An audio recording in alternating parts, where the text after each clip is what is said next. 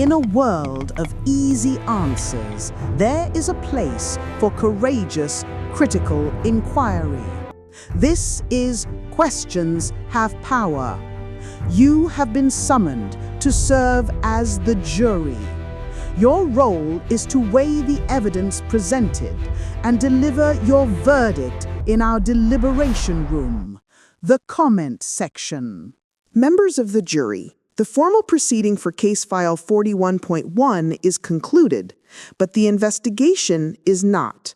The advocates have rested their case. Now the burden of truth shifts to you. We open the Deliberation Docket, a mandatory forensic audit designed to equip you for the final verdict. This docket remains impartial. The curator has been directed to apply the highest standards of rigor to the record.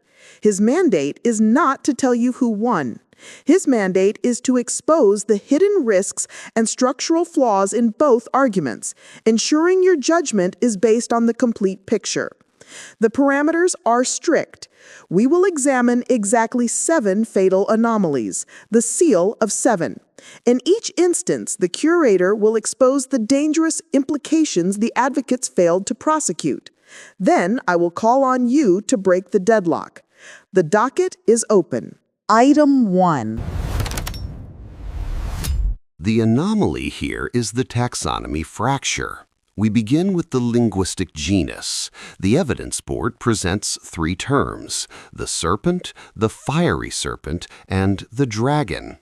The debate forces a difficult choice. Dr. Vance fractures the list. 2 are spirits, 1 is an animal. This keeps the biology safe, but breaks the linguistic pattern. Dr. Finch unifies the list. All 3 are spiritual entities. This fixes the pattern, but floods the biblical world with monsters. This is the anomaly. The text uses serpent language for both the devil and the crocodile. We must decide, is the text being sloppy with its biology, or is it being incredibly precise with its theology? You cannot have it both ways. The charge: is Leviathan a biological anomaly or the third member of a supernatural trinity? Cast your vote, anomaly or Trinity.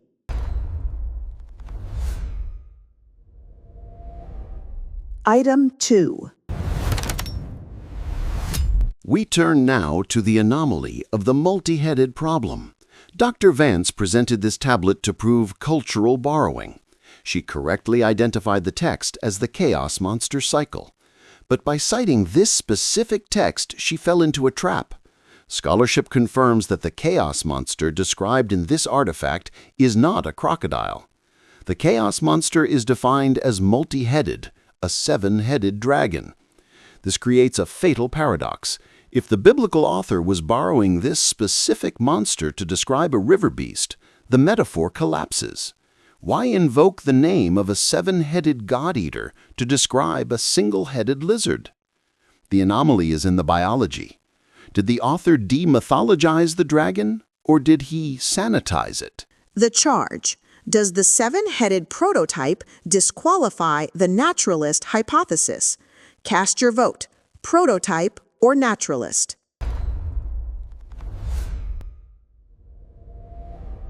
Item 3. The anomaly we prosecute next is the scale of uncreation. In Job chapter 3, verse 8, Job calls for sorcerers to raise up Leviathan. The advocates debated folklore versus reality. But the human dynamic reveals the true weight of this request.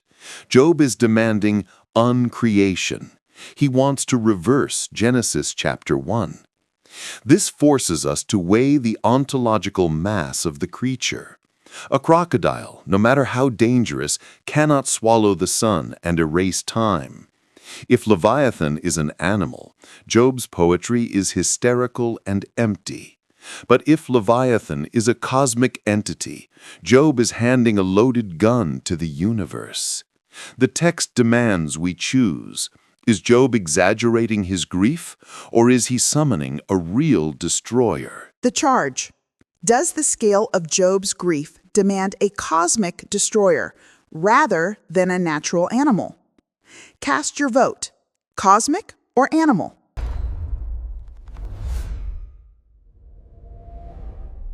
Item 4. The next structural flaw we observe is the divine rival trap. The text describes Leviathan with God language: fire, light, smoke. Dr. Vance calls this royal metaphor. Dr. Finch calls it literal description. Both options set a trap.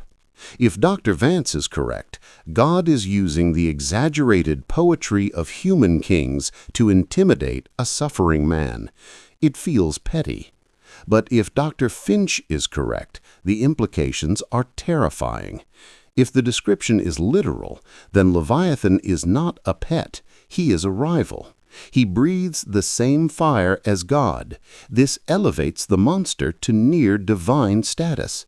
The choice is between a God who uses empty metaphors or a God who is locked in combat with an equal power. The charge.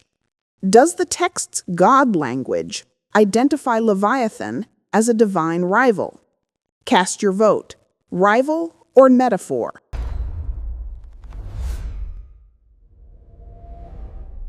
Item 5.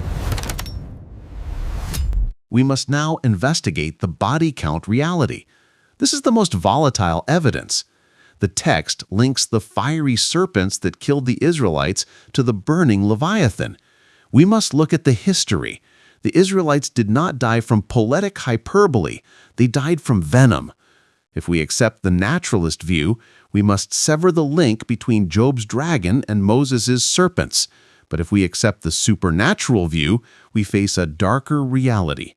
The serpent is not just a symbol of sin, it is a biological weapon of God. The fire burns. If the archetype is real, the danger is not metaphorical. The charge. Does the historical lethality of the fiery serpents demand a literal reading of the dragon? Cast your vote. Literal or poetic?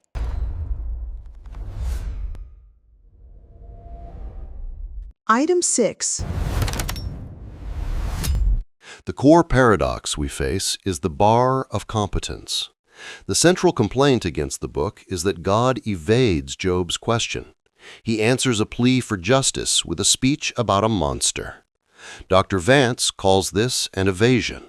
Dr. Finch calls it an answer. The existential tension suggests a third option: humiliation. Job wants a trial.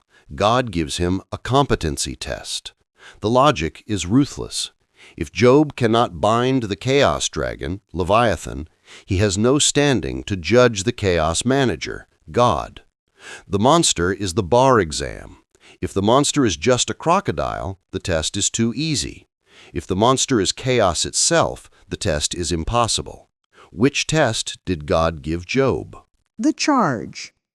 Is the monster the competency test required for Job to understand justice? Cast your vote. Competence or evasion?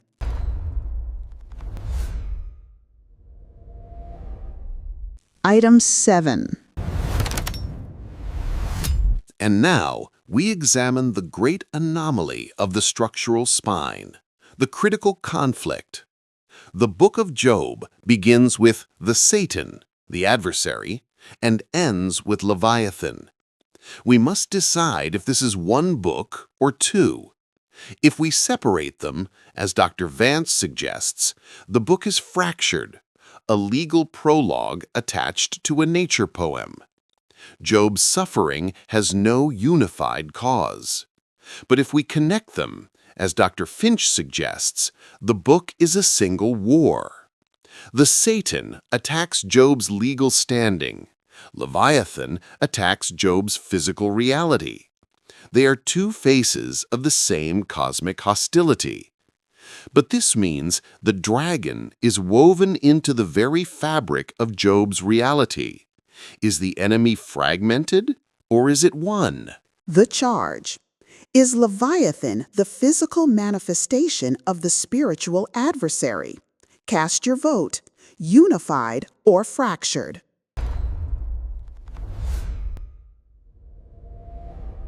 The docket is closed, but the record remains open.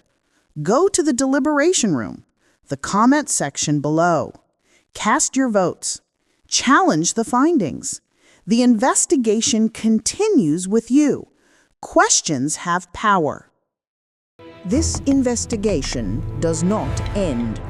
If you believe this relentless pursuit of truth is vital, you belong on this jury. Subscribe to Questions Have Power. Our deliberation room is the comment section. The foundational sources for tonight's proceeding can be found in the case file section of the video description for your own continued investigation. The investigation continues with you.